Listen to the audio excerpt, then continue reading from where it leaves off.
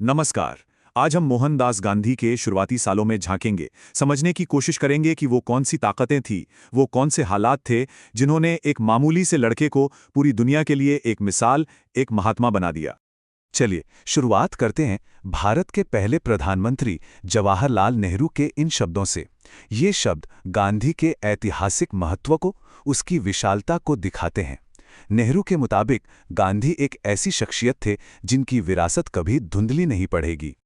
और यहीं पर सबसे बड़ा सवाल खड़ा होता है ना, कि आखिर एक छोटे से शहर का एक शर्मीला सा बिल्कुल साधारण सा लड़का महात्मा बना तो बना कैसे? सोचिए, एक तरफ तो वो लड़का है जिसे मल्टीप्लिकेशन टेबल्स तक मुश्किल लगते थे, और दूसरी तरफ वो हस्ती जिसने एक पूरे साम्राज्य को चुनौती दे दी। यही विरोधाभास उनकी कहानी को इतना ज्यादा दिलचस्प बना देता है। गांधी की कहानी को अगर समझना है तो हमें उस भारत को समझना होगा जिसमें उनका जन्म हुआ था। ये वो दौर था जब हमारा देश बहुत गहरे तनाव और उथल-पुथल से गुजर रहा था। चलिए उस दौर पर एक नज़र डालते हैं। तो गांधी का जन्म एक ऐसे भारत में हुआ था जिस पर ब्रिटिश कब्जे को 100 साल से ज्यादा हो चुके थे। 1757 की प्लासी की लड़ाई से लेकर 1857 के विद्रोह के बेरहमी से दमन तक हर एक बड़ी घटना ने भारत पर अंग्रेजों की पकड़ को और मजबूत ही किया था। और देखिए, ये सिर्फ राजनीतिक कब्जा नहीं था, इसका जो आर्थिक असर हुआ वो तो बहुत ही भयानक था। सोचिए, जो भारत कभी पूरी दुनिया को बेहतरीन सूती कपड़े बेचता था, एक्सपोर्ट करता था, अब उसे ब्रिटेन से कपड़ा इंपोर्ट करना पड़ रहा था। लाखों कारीगरों, बुनकरों की रोजी रोटी छीन ली गई और उन्हें मजबूरन वापस सिर्फ खेती पर निर्भर होना पड़ा। गवर्नर जनरल लॉर्ड बेंटिंग का ये बयान उस तबाही की एक दिल दहला देने वाली तस्वीर पेश करता है। ये सिर्फ आंकड़े नहीं थे, ये लाखों लोगों की जिंदगी और मौत का सवाल था। ये था वो भारत जिसमें गांधी ने अपनी आंखें खोली थीं। तो चलिए अब इतिहास के इस बड़े कैनवस से हटकर अपने नायक की निजी कहानी पर आते हैं। इन सब राष्ट्रीय संकटों के बीच पोरबंदर के एक घर में एक बच्चे का जीवन शक्ल ले रहा था। मोहनदास का जन्म एक ऐसे परिवार में हुआ था जो अपनी ईमानदारी और उसूलों के लिए जाना जाता था। उनके दादा और पिता दोनों ही रियासतों में दीवान थे, लेकिन शायद सबसे गहरा असर उनकी मां पुतलीबाई का था।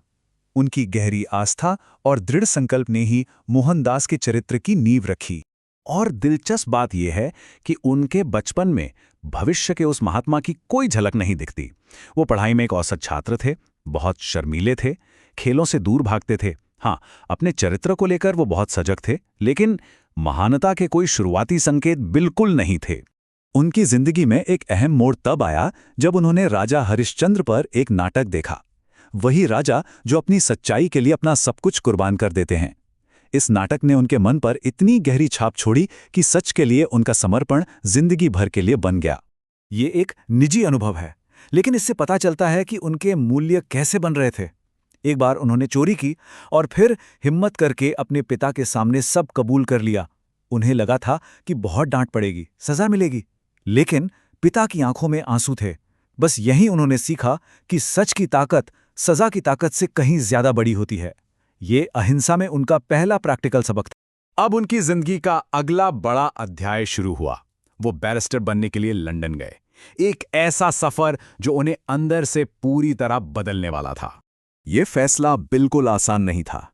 विदेश जाने की वजह से उन्हें अपनी जाति से बाहर निकाल दिया गया, लेकिन उन्होंने अपनी मां को वचन दिया था, मांस, शराब और महिलाओं से दूर रहने का। और इसी वचन के सहारे वो एक बिल्कुल अनजान दुनिया के लिए निकल पड़े। लंदन पहुंचकर उनकी पहली कोशिश थी एक पक्का अंग्रेज जेंटलमैन बनने की। महंगे सूट सिलवाए, डांसिंग क्लास ली, वायलिन सीखने की कोशिश की। मतलब वो सब कुछ किया जो उन्हें लगा कि ब्रिटिश समाज में घुलने मिलने के लिए जरूरी है। लेकिन ये कोशिश ज्यादा दिन टिक नहीं पाई। और यही कहानी एक बहुत ही दिलचस्प मोड़ लेती है।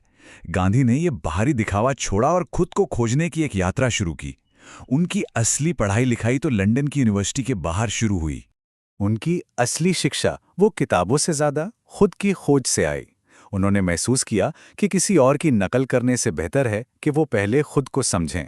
तो अब फैशनेबल सूट की जगह शाकाहार के सिद्धांतों ने ले ली, और डांसिंग की जगह भगवद गीता और बाइबल के सरमन ऑन द माउंट ने। असल में यही वो विचार थे जिन्होंने आगे चलकर उनके पूरे दर्शन की नींव रखी। जो मां से किया गया वादा था, अब वो सिर्फ एक मजबूरी नहीं रहा। उन्होंने शाकाहार पर किताबें पढ़ी, उसके पीछे के तर्क को समझा, और तब ये एक मजबूरी से एक दृढ़ विश्वास में बदल गया, जो उनकी जिंदगी का एक अहम सिद्धांत बना। तो 3 साल बाद वो डिग्री लेकर भारत वापस लौटे। एक क्वालिफाइड बैरिस्टर तो थे, लेकिन उनके पास न कोई अनुभव था, न कोई केस। वो अब भी वही शर्मीले और कुछ हद तक अनिश्चित नौजवान थे, पर हाँ, इस बार उनके पास विचारों का एक नया खजाना था। और यहीं हम आज की इस पड़ताल को एक सवाल के साथ छोड़ते हैं।